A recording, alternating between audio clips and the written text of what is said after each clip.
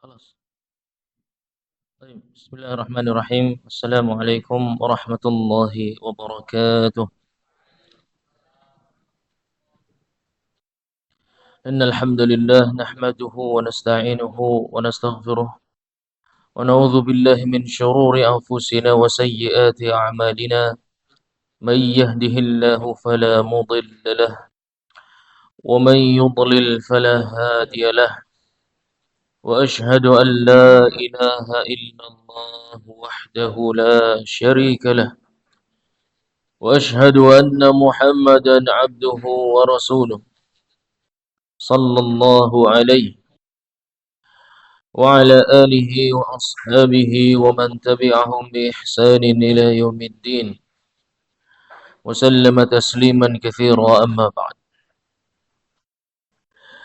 Alhamdulillah, segala puji hanya milik Allah Tabaraka wa Ta'ala yang dengan limpahan nikmat, taufik dan hidayahnya, alhamdulillah pada malam hari ini insyaallah Ta'ala kita akan kembali mengkaji ayat-ayat Allah Azza wa Jalla dan hadis-hadis Nabi Muhammad sallallahu alaihi wasallam yang berkaitan dengan ahkam syar'iyyah, hukum-hukum syariat Allah Subhanahu wa taala, baik yang hukumnya wajib maupun sunnah atau mubah atau makruh atau haram, atau apa yang boleh dilakukan atau tidak boleh dilakukan, atau yang bisa menambah pahala salat kita atau menguranginya, atau justru bisa membatalkan ibadah salat seorang muslim. Maka di kitab as-salah ini kita akan betul-betul banyak mengambil faedah dari karya para ulama salaf berkaitan dengan sifat salat Nabi Muhammad sallallahu alaihi wasallam yang diriwayatkan oleh para sahabatnya. Diriwayatkan oleh para sahabatnya. Nanti antum akan menyaksikan bagaimana banyak sekali sifat salat Nabi sallallahu alaihi wasallam yang mauquf, ya. Mauquf, berhenti pada para sahabat, berhenti pada para sahabat. Dan itu dijadikan hujjah oleh Al-Imam Ahmad. Maka hadisnya tidak muttasil. Hadisnya tidak muttasil, tidak mausul sampai kepada Rasulullah sallallahu alaihi wasallam, tidak. Tapi cuma sampai para sahabat saja, dan itu dijadikan hujjah oleh Imam Ahmad. Mengapa?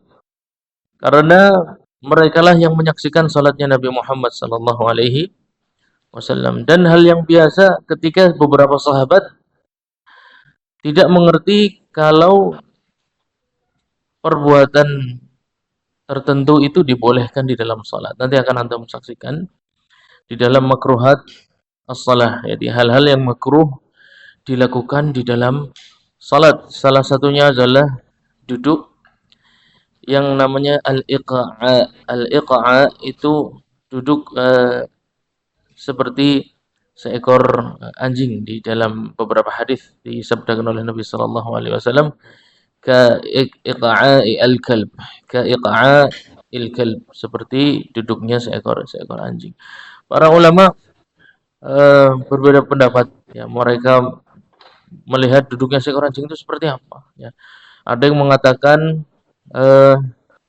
duduk di atas kedua tumitnya, ya, ketika duduk di antara dua sujud, duduk di atas kedua tumitnya. Jadi kedua kaki berada di belakang, ya, kedua kaki berada di belakang, bersandar pada punggung kaki, kemudian seorang musolli duduk di atas kedua tumitnya. Sifat ini banyak dimakruhkan oleh para ulama, akan tapi Imam Ahmad mengatakan sunnah. Imam Ahmad mengatakan sunnah karena ada riwayat dari sahabat Abdullah bin Abbas radhiyallahu anhu yang sampai kepada beliau rahimahullah taala bahwasanya sifat tersebut dilakukan oleh Nabi Muhammad sallallahu alaihi wasallam. Maka untuk menentukan suatu perbuatan makruh atau tidak, itu kita membutuhkan fatwanya para sahabat.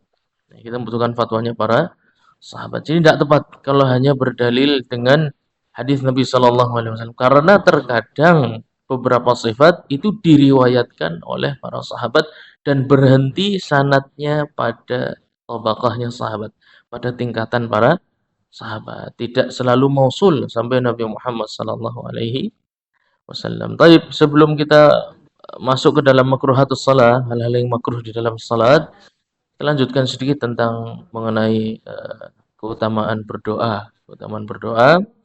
Dan kemarin kita sudah sampai pada beberapa adab dalam berdoa, beberapa adab dalam berdoa. Di dalam kitab Kasyaful Qina disampaikan juga beberapa adab dalam berdoa, namanya eh, at-tamalluq, ya, at-tamalluq. Mim lam wal qaf, ya. Dari asal kata mim lam wal qaf. At-tamalluq, yaitu bersikap eh, bersandar sepenuhnya, ya, bersandar sepenuhnya. Seakan-akan tidak ada yang bisa menolong kecuali zat yang Anda sandarkan nasib Anda kepadanya. Jadi dalam berdoa, antum saksikan ya, beberapa adab berdoa itu salah satunya ikhlas. Salah satunya adalah ikhlas. Sekarang Anda mau tanya, apa maksud dari ikhlas itu? Menurut antum kira-kira apa? Berdoanya ikhlas, tidak mengharap apapun, berdoa tidak mengharap apapun sih, nggak usah berdoa namanya. Apa? Kira-kira ikhlas dalam berdoa itu maksudnya apa? Hadza huwa at-tamalluq. Ya, ikhlas itu memiliki konteks yang sangat luas dalam berbagai macam bab tentang ahkam syar'iyyah. Dan dalam masalah berdoa, yang dimaksud dengan ikhlas tadi adalah at-tamalluq, yaitu betul-betul bersandar sepenuhnya hanya kepada Allah Subhanahu wa taala. Selainnya bisa menolong, tapi hanya asbab saja. Yang bisa memberikan solusi seutuhnya dan sejatinya hanyalah Allah Subhanahu wa taala. Tentu pertolongan dari Allah Subhanahu wa taala terkadang melalui makhluk-makhluknya. Itu hal yang biasa. Ya, dan Allah Subhanahu wa taala sengaja menjadikan sebab-sebab itu menjadi rangkaian terjadinya qada dan qadarnya Allah Subhanahu wa taala. Jadi ketika berdoa, ikhlas dalam berdoa adalah kita betul-betul paham dan bersandar hanya kepada zat Allah Subhanahu wa taala. Dan yakin betul tidak ada yang bisa menyelesaikan masalah saya kecuali Allah Subhanahu wa taala. Tidak ada yang bisa menolong saya kecuali Allah Subhanahu, dan yakin betul. Jadi ketika besoknya minta tolong kepada fulan-fulan dan fulan, sudah bukan bersandar penuh kepada makhluk, tapi hanya ikhtiar mencari asbab saja. Akan tapi ketika berdoa harus yakin betul yang akan menyelesaikan dan menjawab doa saya hanyalah Allah Subhanahu wa taala. Jadi ikhlas di dalam berdoa itu bermakna at-tamalluq. Antum bisa cari dalam kitab-kitab fikih istilah at-tamalluq tersebut. Kemudian adab berikutnya dalam berdoa adalah at-tawassul, ya, at-tawassul wabtaghu ilaihil wasilah, ya. Dalam ayat Allah Subhanahu wa taala memerintahkan kita untuk mengambil wasilah dalam berdoa, yaitu semacam penguat, ya, penguat dalam berdoa. Antum ketika berkunjung ke rumah teman mau minta tolong, saya yakin antum bawa oleh-oleh. Ya enggak? Antum bawa hantaran. Kira-kira fungsinya untuk apa? Untuk menguatkan posisi antum sebagai orang yang sedang butuh bantuan. Ya, sebagai orang yang sedang ingin didengarkan pembicaraannya, sebagai orang yang sedang ingin dibantu. Ya, dan Allah Subhanahu wa taala ingin seorang hamba punya kemen seperti itu juga dalam doa. Harus ada pengorbanan. Ya, harus ada pengorbanan dalam berdoa. Entah apa antum melakukan, ya, melakukan amalan saleh, apapun yang sifatnya mendekatkan diri kepada Allah Subhanahu wa taala. Di dalam Kasyaful Qina dijelaskan juga salah satu bertawassul kepada Allah Subhanahu wa taala itu dengan asma dan sifatnya. Contohnya, tadi antum menggabungkan antara adab tamalluk dan tawassul. Tamalluk tadi adab antum berpegang teguh, bersandar, dan cuma satu-satunya yang bisa menolong hanyalah Allah Subhanahu wa taala. Kemudian antum bertawassul dengan namanya, ya, dengan salah satu namanya, dengan asma dan sifatnya. Contohnya apa? Ya Aziz, Ya Ghaffar. Ketika antum mengucapkan Ya Aziz, zat yang maha kuat, zat yang maha perkasa, itu betul-betul antum tampilkan di dalam hati dari sifat tamaluk antum tadi. Bersandarnya dan mengucapkan Ya Aziz itu bukan cuma mulutnya saja, tapi hatinya juga bertamaluk. Hatinya betul-betul bersandar, wahai zat yang maha perkasa, wahai zat yang maha kuat, wahai yang menguasai jagat alam semesta ini, hanya Engkau yang bisa membantuku dan aku hanya meminta kepadamu karena la ilaha illa anta. Tidak ada yang berhak untuk aku minta tolong kecuali Engkau ya Allah. Jadi antara tawasul dengan Asmaul Husna dengan sifat-sifatnya itu tidak akan baik sampai Anda memiliki akhlak tamalluk di dalam hati.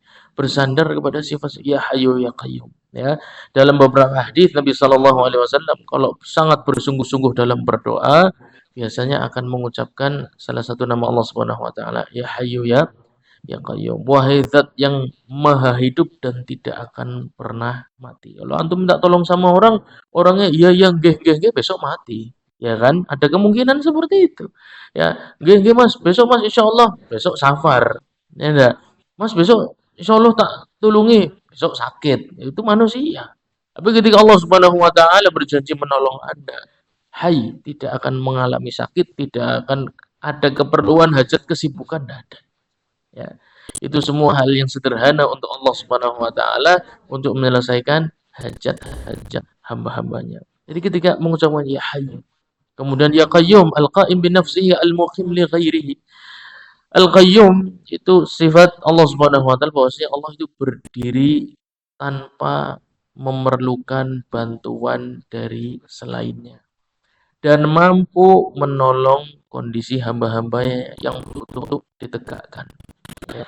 Jadi qayyum itu dari kata qaim ya. Sighah mubalaghahnya adalah qayyum, ya berdiri, maha tegak, tidak pernah lemah, tidak pernah lesu, tidak pernah lunglai, maha tegak, selalu dalam kondisi prima, selalu siap untuk membantu antum semua. Itu sifat hanya dimiliki oleh Allah Subhanahu wa taala. Oleh karena kita memohon kepada zat yang tidak pernah merasakan sakit, yang mampu menyelesaikan segala urusan hamba-hambanya. Lah, ketika antum menyebutkan nama-nama itu di dalam hati ada proses bersandar tadi. Ya, antum makanya harus paham maknanya. Maknanya tahu dari mana? Harus baca kitab para ulama. Tidak ada jalan lain. Ya. Oleh karena itu belajar semakin banyak ilmunya, insya Allah doa antum berkualitas, ya, sholat antum berkualitas, semua ibadah-ibadah baik yang qauliyah, baik yang badaniyah, baik yang fisik, baik yang lisan, semuanya akan berkualitas karena ilmu tadi.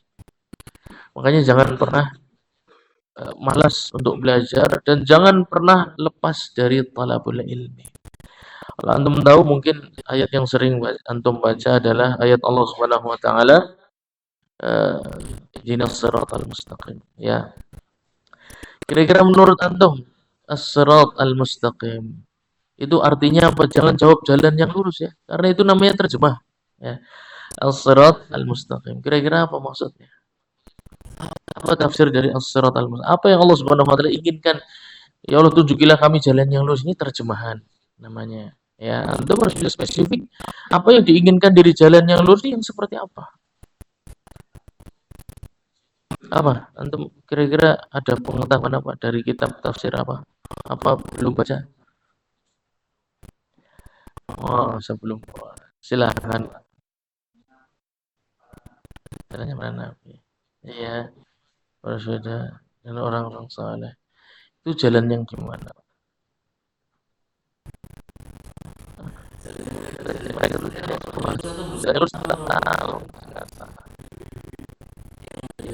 Allah yang seperti apa?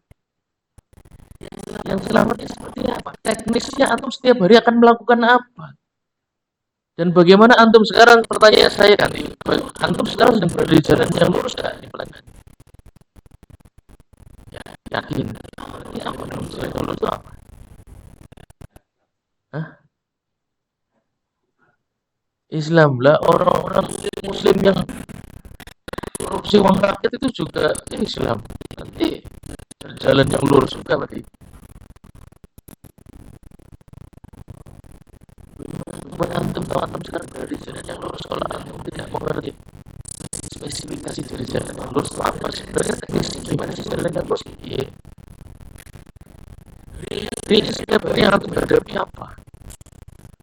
Sehingga antum tahu hari ini saya menyimpang, hari ini saya lurus, hari ini saya menyimpang, hari ini saya lurus. Betul. Berarti yang lurus, yang taat harus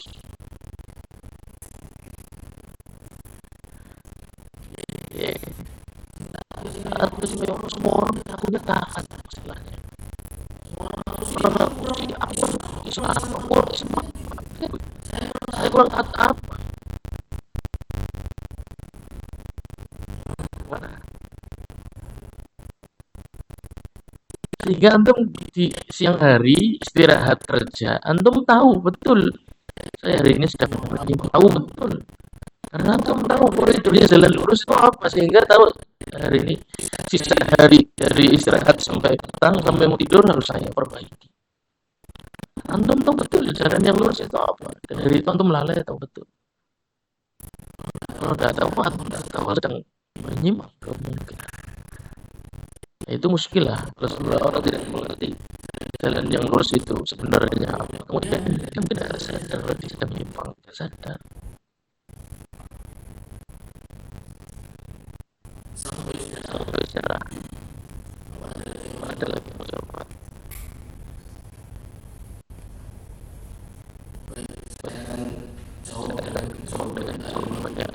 Al-Qayyim rahimahullah dia mengatakan yang lurus ini bukan setiap muslim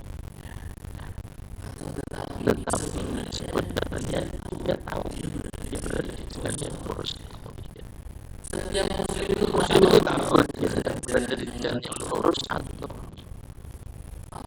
bukannya apa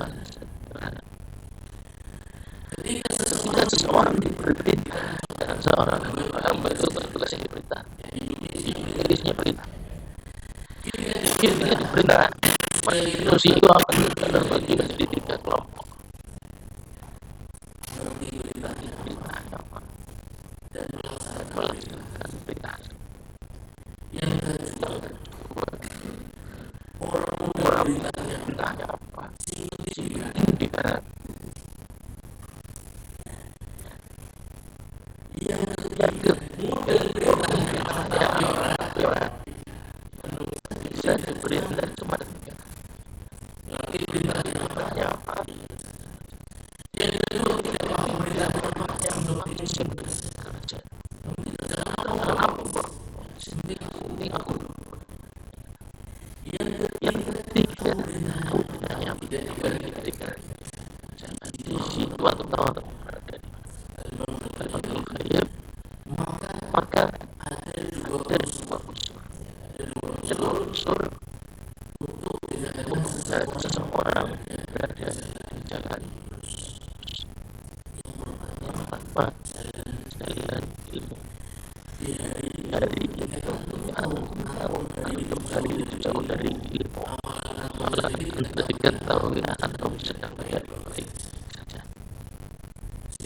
silakan bukan sendiri antum itu suatu hari antum memenuhi dengan ilmu untuk bekerja untuk bekerja infak pada keluarga wajib bukan itu masalahnya tapi di waktu yang untuk isi dengan apa di waktu sisanya itu dengan Facebook Twitter Instagram dan semua buat jadikan saja dan apalagi tidak ada ayat yang ditambah yaumi bacaan yang antum melanjutkan sampai khatmul Quran tidak ada bertambah apalagi tidak ada bertambah dari Al-Quran tidak ada ilmu hari itu tidak ada bertambah untuk waktu kita dari janganlah orang jangan pura-pura baik jangan pura-pura benar sebenarnya jadi lurus jawab sendiri jadi lurus itu gampang kenapa maksud seperti itu seperti ayat Sirata alladhina an'amta 'alaihim ghairil maghdubi 'alaihim waladdallin mati dalam surat Al-Fatihah yang pertama yang kedua melakoni tapi tidak ada maka jalan yang lurus harus kembalikan dua umat itu konsepnya bukan pertanyaan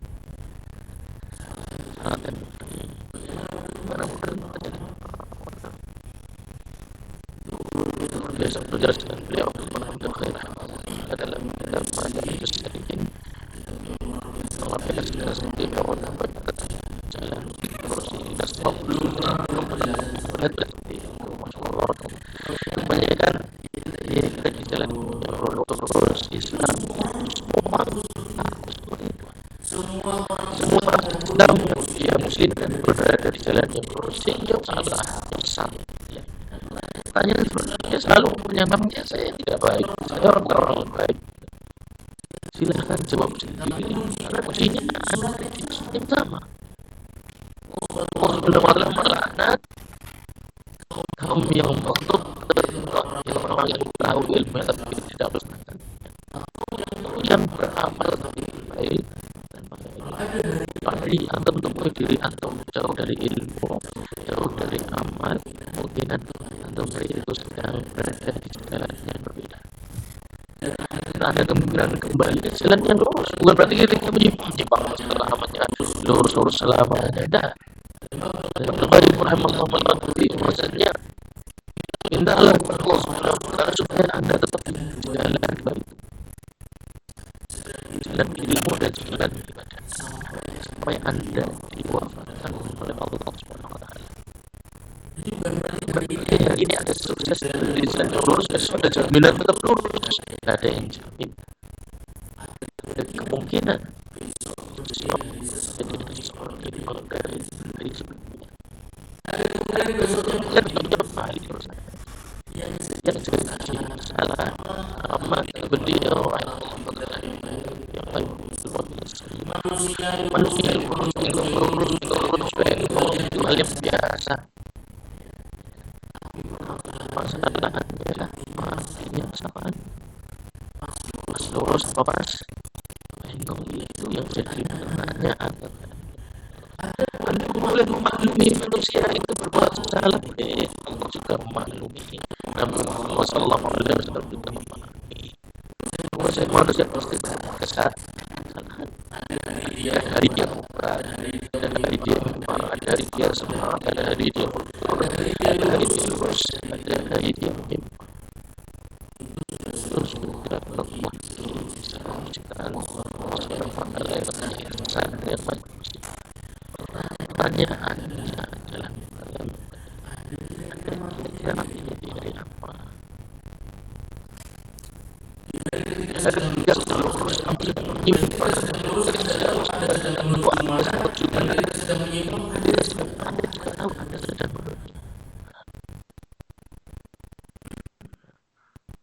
Maka ketika meminta kepada Allah Subhanahu wa taala ihdinas siratal mustaqim, minta sampai wafat.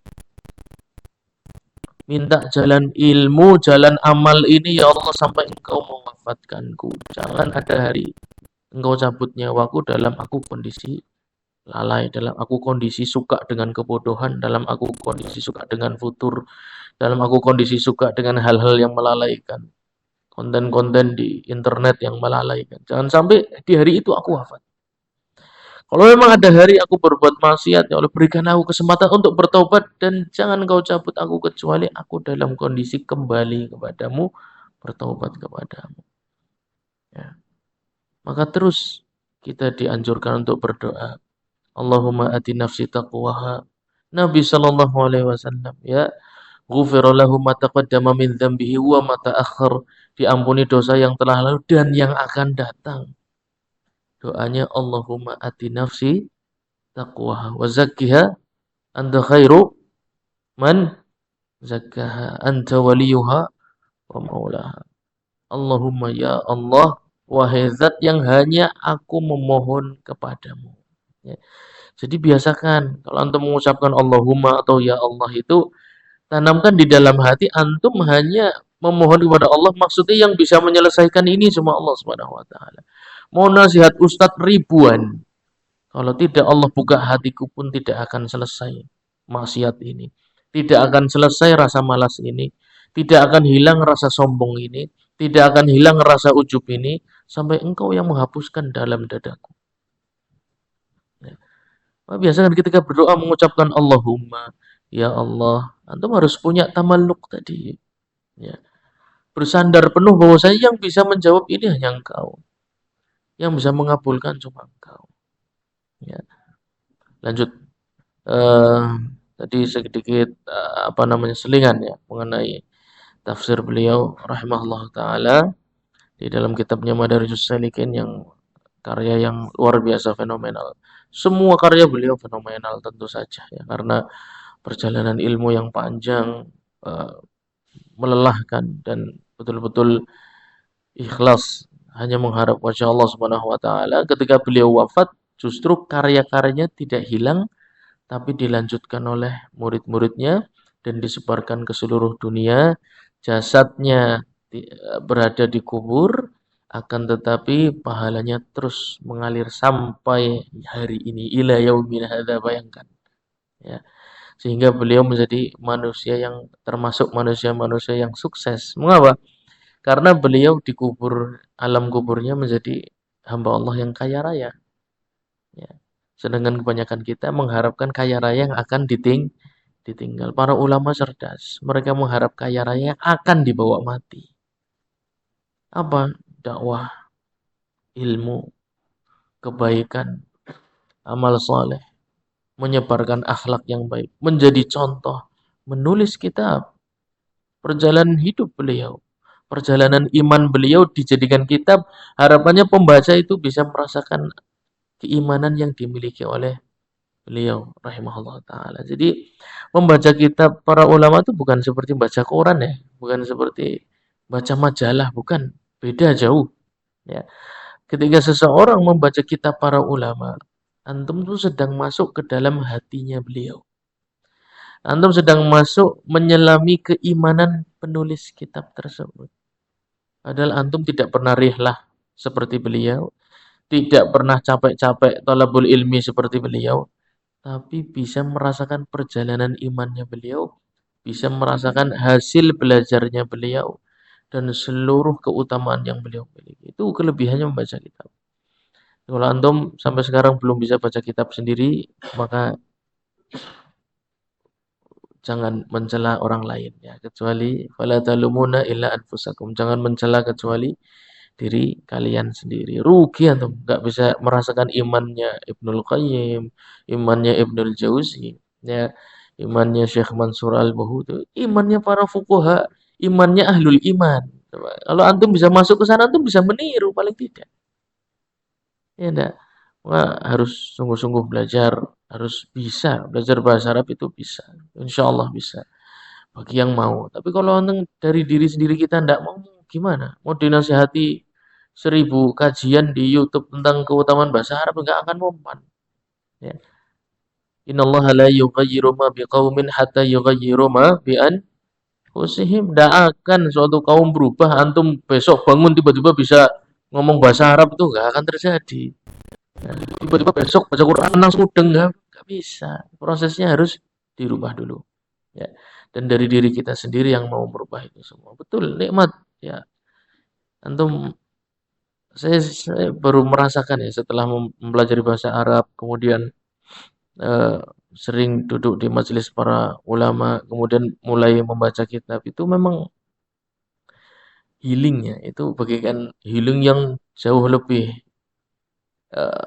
berkesan dibandingkan healing ke tempat-tempat rekreasi itu jauh. Kenapa banyak orang yang memilih kadang kajian ndak berangkat tapi karena sedang liburan sama keluarga?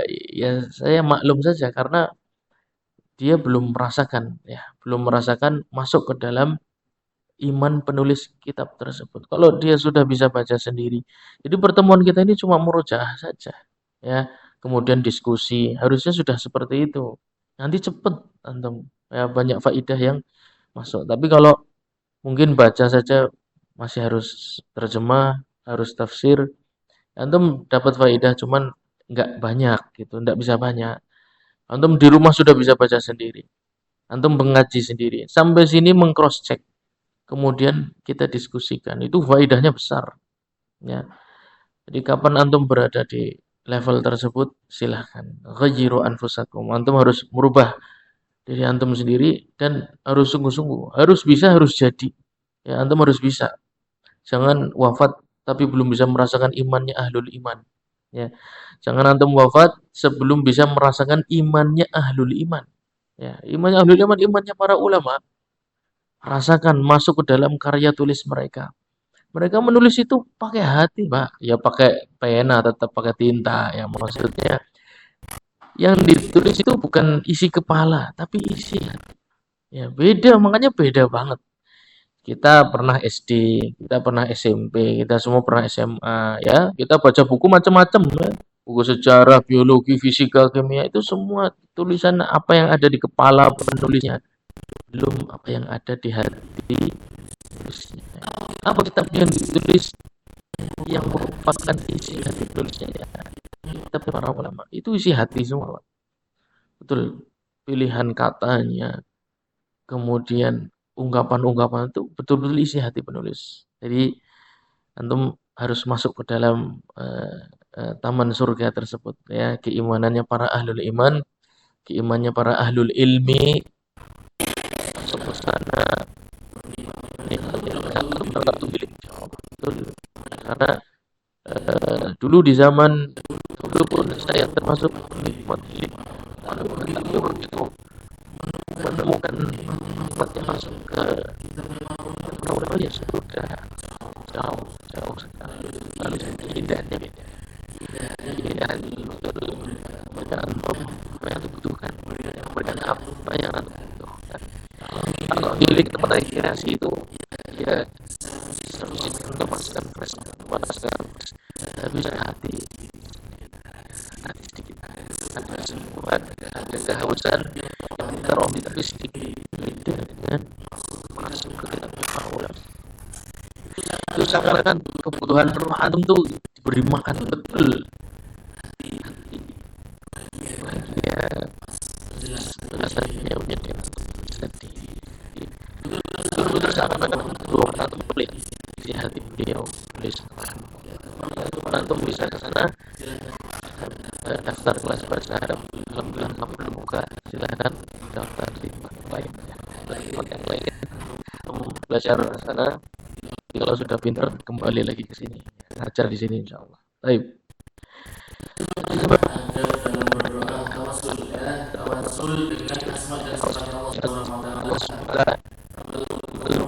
Kemudian juga Syekh Rasul dalam Kasyaful Qira menjelaskan Rasul ini masuk dengan amalan. Para ulama salaf terbiasa memilih sedekah sebagai wasilah doa mereka. Ini termasuk Imam Ahmad dan juga Imam Syafi'i ya. Oleh karena itu antum melihat ya bagaimana kebiasaan masyarakat Indonesia yang umumnya bermadzhab Syafi'i. Kalau mau sholat berjamaah, mereka biasanya pertama mencari kotak amal dulu, ya enggak? Diisi dulu, kemudian baru masuk sholat berjamaah. Itu bukan sembarangan, itu fikih. Diambil dari mana? Apa gue?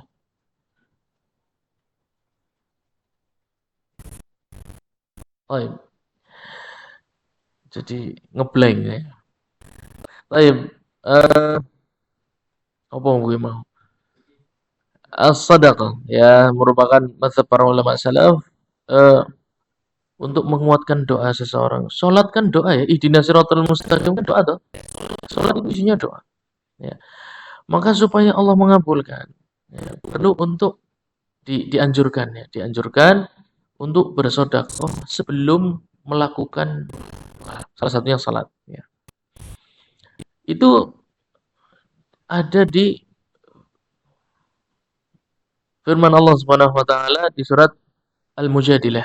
Ya, surat Al-Mujadilah.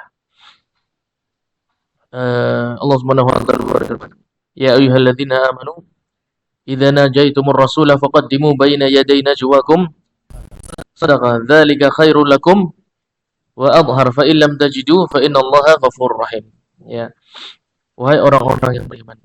Ya, idza najaitumur rasul, kalau kamu mau minta tolong kepada Rasul, minta tolong di zaman persahabat. Mereka terkadang minta tolong pada Nabi Shallallahu alaihi wasallam secara pribadi. Maksudnya apa? Minta didoakan. Karena kadang nggak ingin didengar orang lain. Ya, ada kisah yang didengar oleh orang. Jadi minta didoakannya ke rumahnya beliau. Ke rumahnya beliau Sallallahu Alaihi Wasallam, bertemu, cerita tentang kisahnya, masalahnya, minta didoakan. Ya, Allah Subhanahu Wa Taala mengatakan kepada kita semua, kalau ingin minta tolong kepada Nabi Sallallahu Alaihi Wasallam, salah satunya minta didoakan oleh beliau Sallallahu Alaihi Wasallam. Faqaddimu baina yaday najwakum sadaqah.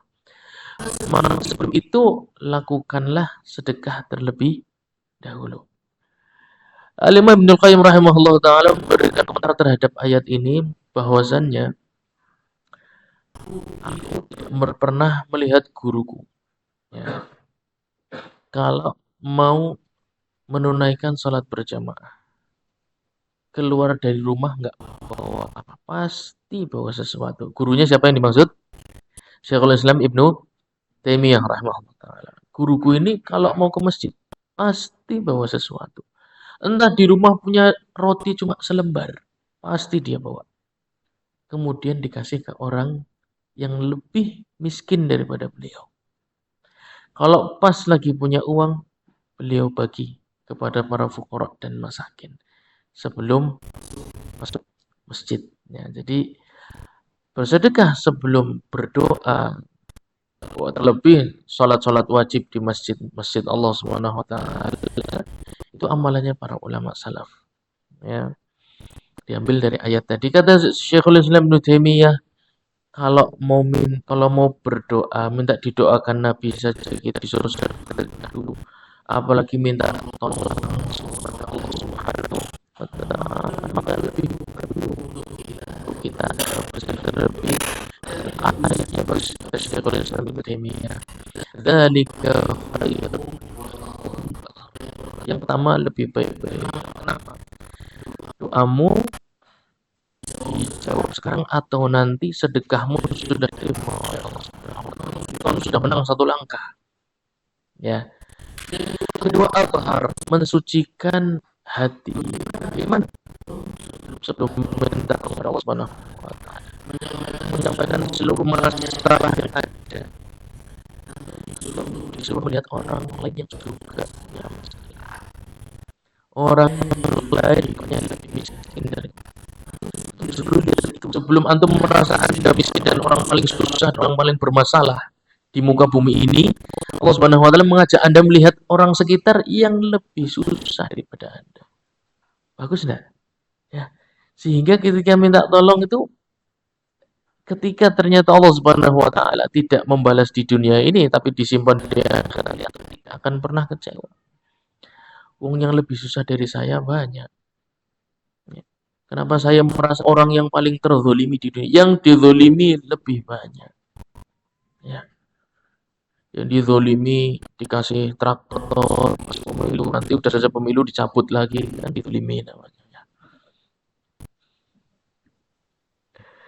Yang dizolimi banyak, yang lebih mazlum daripada Anda semua banyak. Ya. Aku kerjaan kayak sing golet kerja udah diterima-terima banyak. Ya. Aku rumahnya gini-gini, sing orang duwe rumah pirang-pirang. Itu luar biasa. Syariat Islam itu luar biasa. Secara Allah Subhanahu wa taala ingin mensucikan jiwa hamba-hambanya itu. Masya Allah, tabarakallah. Antum coba kalau ingin menerapkan, ya. Dan usahakan tadi dianjurkan untuk bersedekah sebelum berdoa. Dan salah satu doa adalah salat, ya. Terlebih lagi salat yang wajib itu termasuk salawat, ya. Salat-salat yang paling afdal adalah salat-salat yang wajib. Kemudian sunnah berikutnya wa yataharra awqatil ijabah, dan merupakan adab orang berdoa itu mencari waktu-waktu yang mustajab, ya, waktu-waktu yang mustajab. Sekarang bersedekah enggak harus langsung karena banyak sekali fasilitas bersedekah secara digital online. Antum cukup buka HP, transfer itu perkara yang sangat memudahkan di zaman teknologi yang memudahkan. Kalau antum sudah bisa seperti itu, sekarang masuk ada berikutnya, yataharra awqatil ijabah. Usahakan mencari waktu-waktu yang mustajab sehingga antum tahu sedekahnya kapan. Wis lah daripada mumet aku sedekah terus bae saben metu omah nggawa sesuatu ya itu bagus. Nah, itu yang diharapkan kan begitu. Cuman kan Allah SWT tidak ingin membebani kita. Wahai hamba-hambaku, setiap kalian keluar rumah harus sedekah, kan memberatkan ya enggak? Tapi dirubah. Kalau kalian ingin berdoa, qaddimu baina yaday najwakum shadaqah. Kalau ingin berdoa, bersedekahlah. Pada prakteknya kan kita doa terus, ya enggak? Mau keluar rumah ada doanya enggak? Ada, ya kan? Kemudian doa lagi. Mau nulis bismillah doa lagi. Pada prakteknya antum doa terus. Aslinya kita diperintah memperbanyak sedekah, aslinya itu. Tapi langsung begitu kemungkinan jiwa yang terikat dengan harta ini sulit, ya. Perbanyaklah sedekah. Lah, anu kiye kae akeh alasannya. Itu dirubah tuh indahnya Islam ya. Dirubah perintahnya. Kalau mau berdoa, anggar panjaluk tulung, sedekah tuli. Oh, ternyata dirubah begitu manusia akhirnya mau. Oh, kalau saya minta tolong dengan Allah, saya bagi dulu kepada saudara saya yang lebih membutuhkan, yang lebih miskin, yang lebih punya masalah lebih banyak daripada saya. Ya. Sehingga dengan itu hati Anda lebih tenang, kalau merasa orang yang paling terzolimi sedunia. Santai, rileks, ikhlas, siap menerima apapun keputusan Allah Subhanahu wa taala. Awqatul ijabah ditulis dalam kitab tadi salah satunya adalah ats-tsulusul akhir minal lail. Itu sepertiga malam yang terakhir. Kemudian adbar as-salawat al-maktubat. Setelah salat-salat wajib ya, baik sebelum salam maupun setelah salam sebagaimana penjelasan Al-Imam Ibnu Qayyim rahimahullah taala. Jadi penjelasan mengenai ayu du'ain asma kemarin kita sudah sampaikan hadisnya ya. Bahwasanya seorang sahabat bertanya kepada Nabi sallallahu alaihi wasallam, "Ya Rasulullah, ayu du'ain asma?" Ya, doa di waktu mana yang paling dekat untuk didengar oleh Allah Subhanahu wa taala. Allah pasti mendengar doa-doa kita. Ya. Kan tapi mana yang paling mudah diijabah maksudnya seperti itu. Beliau sallallahu alaihi wasallam waktu yang pertama thuluthul akhir minal laili seperti kemarin terakhir. Yang kedua duburi as-salawat al-maktubat. Dubur maksudnya belakang ya, setelah salat-salat yang wajib. Al-Imam Ibnu Qayyim rahimahullah taala menjelaskan setelah salat wajib itu memiliki dua kemungkinan, sebelum salam dan setelah salam. Keduanya diamalkan oleh para ulama salaf. Keduanya diamalkan oleh para ulama salaf. Kemudian di hari Jumat ada dua waktu yang mustajab. Oleh karena itu hari Jumat ya, biasanya masjid paling penuh, ya enggak? Itu kebiasaan masyarakat Indonesia. Kalau Jumat kas masjid paling penuh. Ini kan fikihnya Imam Syafi'i rahimahullah taala yang sama dengan Imam Ahmad dalam masa ini. Mereka berharap di hari Jumat mendapatkan keberkahan doa ketika khutbah Jumat. Karena dalam hadis dijelaskan termasuk doa yang tidak ditolak oleh Allah Subhanahu wa taala sejak awal khatib naik mimbar sampai selesai sholat. Semua ucapan khatib, doa selama khutbah itu semua diijabah oleh Allah Subhanahu wa taala plus waktu ketika sholat Jumat sehingga tepat ketika bersedekah sebelum duduk untuk mendengarkan khutbah Jumat ya. Kemudian di hari Jumat satu lagi setelah waktu akhir dari salat asar ya. Waktu akhir di waktu setelah salat asar sebelum maghrib. Nah, itu merupakan juga waktu yang mustajab yang perlu dicari. Antum monggo disusun strateginya bagaimana antum menyisihkan harta. Sedekah itu tidak harus besar-besar ya sehingga nanti kemudian setahun sekali tok ya karena besar sekali juga bruk 1 M misalnya tapi wis mandek kok setengah maning anggar wis pan mati maning ya. Jangan rutin ya setiap hari antum lakukan setiap ingin berdoa, setiap ingin ke masjid dan lain sebagainya dan usahakan kepada para fuqara dan masakin orang-orang yang lebih susah daripada kita, orang-orang yang lebih membutuhkan daripada kita. Antum kalau bisa mendata sendiri orang-orang sekitar lingkungan antum yang kira-kira perlu dibantu. Sehingga antum kapan sering-sering main ke sana, jadi sering-sering main, dia terhibur hatinya, antum dapat faedahnya dari Allah Subhanahu wa taala. Banyak faidah insyaallah taala. Baik, ada berikutnya. Ada berikutnya dalam berdoa adalah wa yantazirul ijabah. Nah, dan disunahkan dalam berdoa itu yakin pasti akan dijawab oleh Allah Subhanahu wa taala. Tapi jawabannya apa? Itu dia yang banyak orang tidak mau urusan. Maunya yang namanya ijabah adalah yang antum minta tunai, dibalas di dunia agar bisa ngesuk langsung. Ya. Dan kita seringkali merasa seperti itu. Padahal ijabah bisa begitu. Ya. Kapan waktu doa antum dikabulkan? Itu yang paling tahu kapan diberikan yaitu hanya Allah Subhanahu. Kenapa? Karena kita ilmunya sedikit tentang masa depan. Kita terhalang oleh keterbatasan akal kita untuk memprediksi masa depan. Sehingga kita nggak tahu doa kita ini sebenarnya bagusnya ini ijabah kapan. Besok, lusa, pekan depan, bulan depan, kita sebenarnya nggak tahu. Persis seperti seorang anak yang akalnya belum sempurna. Minta kepada orang tuanya. Wis bocah watuke ngukluk ya, awake panas. Puru es krim liwat jaluknya tuku, Pak. Ya kan. Dia minta sesuatu yang dia inginkan. Pengennya watuk mbok apa tetep mangan es krim anggar bisa gerubak di pangan kabeh ya. Cuman orang tua kan akalnya matang. Dia memprediksi kejadian setelah makan es krim. Ya dah. Dia bocah orang makan es krim be watuke ngukluk nemen kayak gue. Awaknya panas dan lain sebagainya. Kalau kemungkinan badannya ngedrop lagi besok bisa nggak berangkat sekolah. Ya. Maka orang tua mengatakan beli nggak apa-apa, tapi makan es krimnya nanti ya. Setelah kamu sembuh, kalau udah ndak batuk dan lain sebagainya. Ya enggak, itu persis, hampir mirip. Ya. Permintaan kita kepada Allah Subhanahu Wa Taala itu permintaan seperti anak kecil. Kita nggak tahu yang baik untuk kita itu apa. Dan kita nggak tahu kapan waktu doa itu yang paling pas untuk diijabah itu kapan baiknya itu. Karena di dalam hadis yang lain Nabi Shallallahu Alaihi Wasallam menyampaikan berapa banyaknya orang-orang yang Allah selamatkan agamanya dengan Allah batasi rezekinya. Dan berapa banyak Allah Subhanahu wa taala selamatkan agama seseorang dengan Allah lebih dan rezekinya beda-beda. Ya, kalau Anda diberikan lebih dari ini, 2 kali lipat dari rezeki antum sekarang, ya. Bisa jadi antum hari ini tidak duduk taklim di sini, sangat mungkin. Ya. Antum punya proyek yang lebih besar, pekerjaannya lebih menyibukkan daripada yang antum punya sekarang. Jadi antum tidak pernah mengenal Shiratal Mustaqim.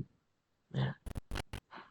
Maka rezeki yang antum punya sekarang itu wis pas 0,0 kan sih yang dompet bahkan ratusan yang napira wis pas. Lu setitik ora apik.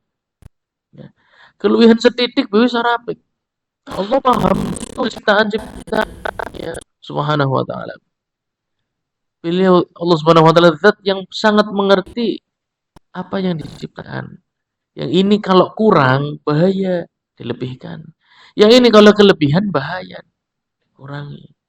Itu semua pas dan itu saya pribadi menyaksikan dengan kedua mata saya. Ya, seseorang yang ketika masa muda bergelimbang harta hidupnya kacau. Nauzubillah min dzalik.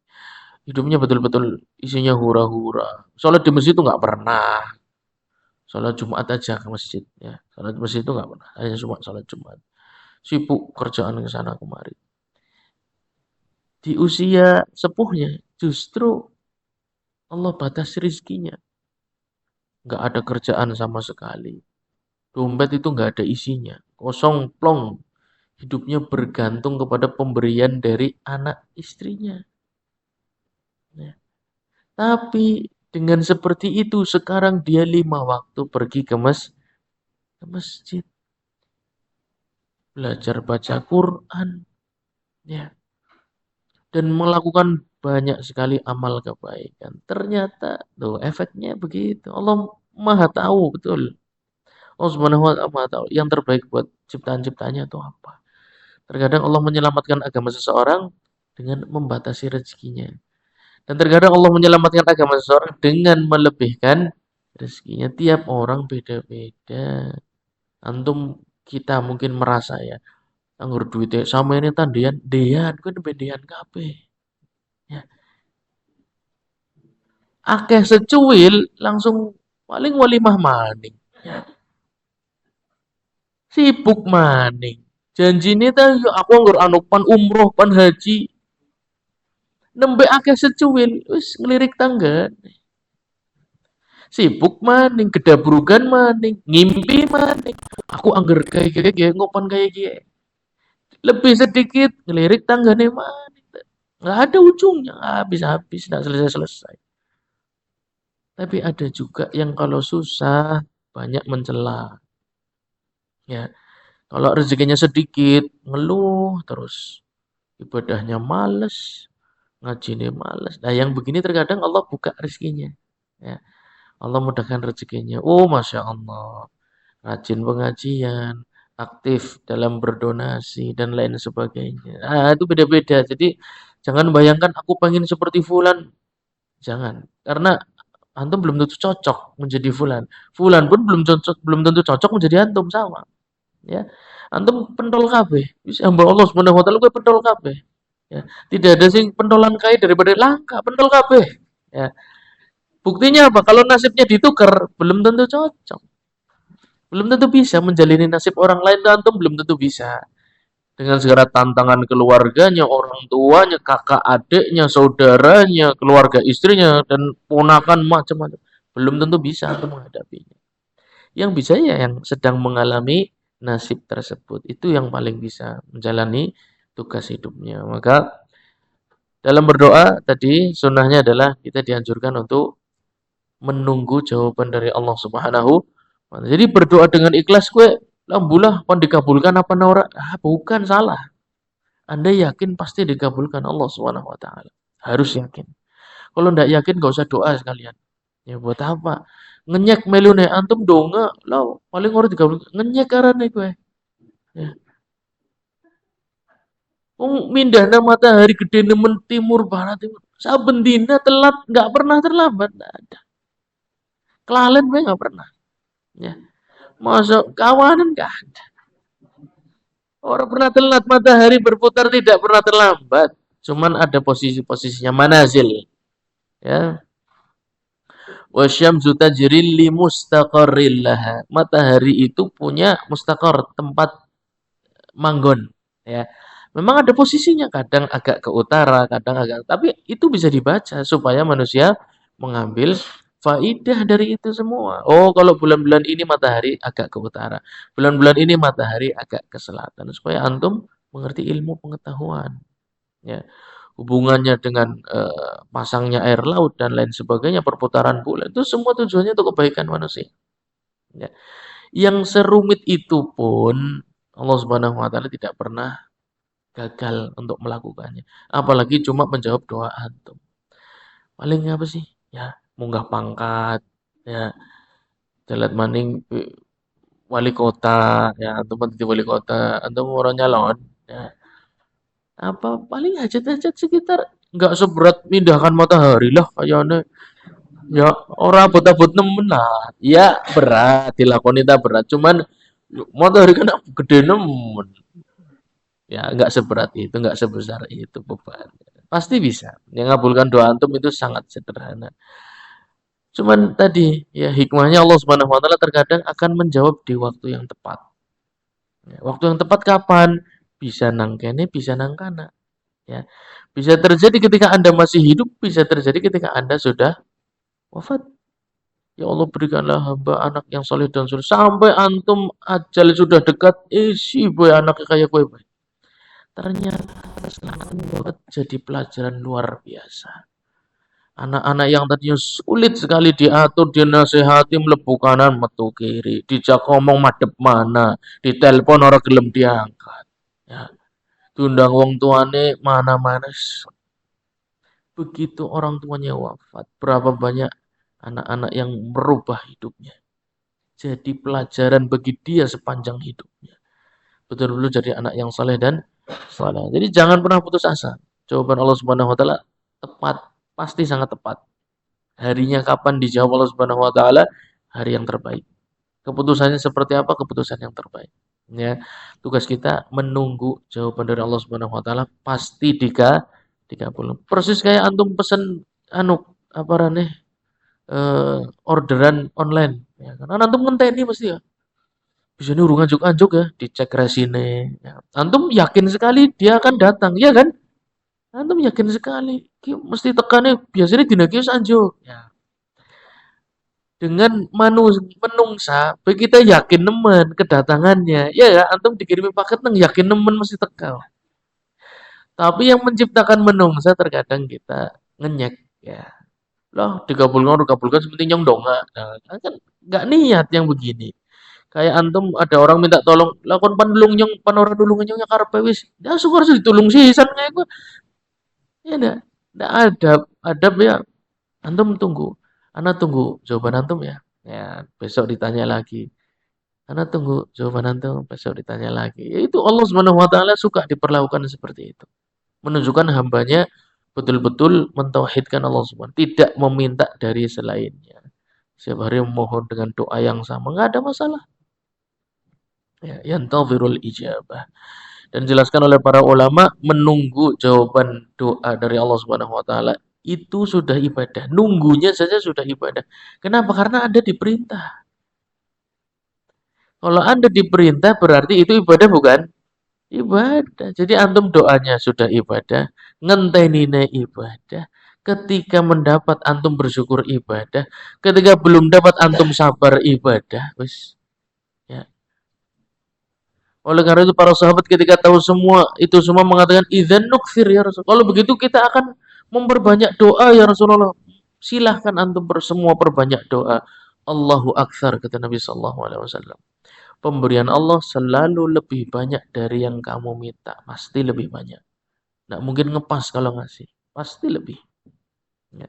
Lebih dari yang antum minta. Antum mintanya A, Allah berikan A, B, C, D, E. Antum minta sedikit, Allah berikan banyak.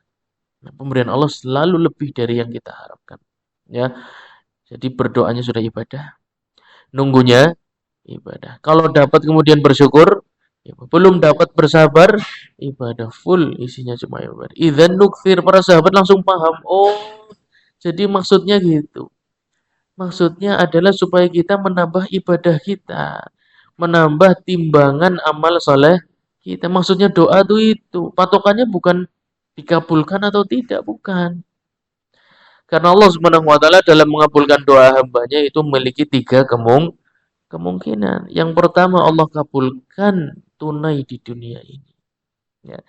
Yang kedua Allah hindarkan dia dari keburukan yang semisal dengan doa yang dia minta. Kadang kita minta doa belum dikabulkan, tapi antum dijauhkan dari penyakit yang antum sendiri sangat dekat sebenarnya dengan penyakit tersebut. Cuman kita kan nggak tahu. Ya, yang nempel virus bakteri di tubuh kita apa sih kita nggak tahu, Pak. Setiap hari, apalagi sekarang semua serba plastik. Ya, makanan panas bungkus plastik. Antum silahkan riset sendiri pakai Google. Ya, makanan panas dibungkus plastik itu efeknya apa?